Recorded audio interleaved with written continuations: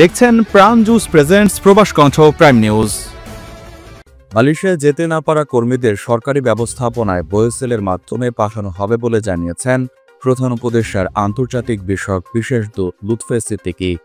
আজ বুধবার রাজধানীর হোটেল ইন্টারকন্টিনেন্টালে বাংলাদেশি কর্মী পাঠাতে দুই দেশের যৌথ ওয়ার্কিং গ্রুপের বৈঠকের উদ্বোধনী অধিবেশন শেষে সাংবাদিকদের এসব কথা বলেন তিনি বলেন, মালয়েশিয়ায় কর্মী পাঠানোর প্রক্রিয়ায় কোনো অনিয়ম ও বৈষম্যের সুযোগ রাখা হবে না। কর্মী পাঠানোর প্রক্রিয়ায় স্বচ্ছতা নিশ্চিত করা হবে। সমগ্র মালয়েশিয়ায় জনবল নিয়োগ দিচ্ছে প্রাণ মডার্ন ট্রেড। আগ্রহী প্রার্থীকে অবশ্যই এইচএসসি বা সমমান পাস হতে হবে। মোটরসাইকেল চালনায় পারদর্শী বৈধ ভিসাধারী প্রবাসীরা আজই যোগাযোগ করুন এই নম্বরে।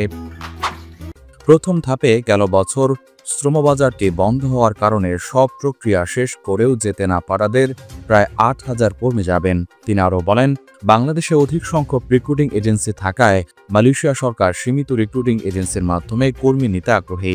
তাই আজকের জয়েন্ট ওয়ার্কিং গ্রুপের মিটিংয়ে স্বচ্ছতা বজায় রাখতে প্রয়োজনে সমঝোতা স্মারক সংশোধন করার আলোচনা হবে। শ্রমবাজার ইস্যুতে কোনো শর্ত মালয়েশিয়া দেয়নি জানিয়ে লুৎফে সিদ্দিকী বলেন, মালয়েশিয়া সরকার অতীতে যারা সিন্ডিকেট করেছে তাদের মামলা প্রত্যাহার সহ কোনো শর্ত দেয়নি। তিনি বলেন, বাংলাদেশি কর্মীদের জন্য মাল্টিপল এন্ট্রি ভিসা দেওয়ার বিষয়ে মালয়েশিয়া সরকার আন্তঃমন্ত্রণালয় বৈঠক করছে। মালয়েশিয়া সরকার খুবই আন্তরিকভাবে দেখছে কর্মী নেওয়ার বিষয়টি। দুই পক্ষই স্বচ্ছতা বজায় রাখতে চায়।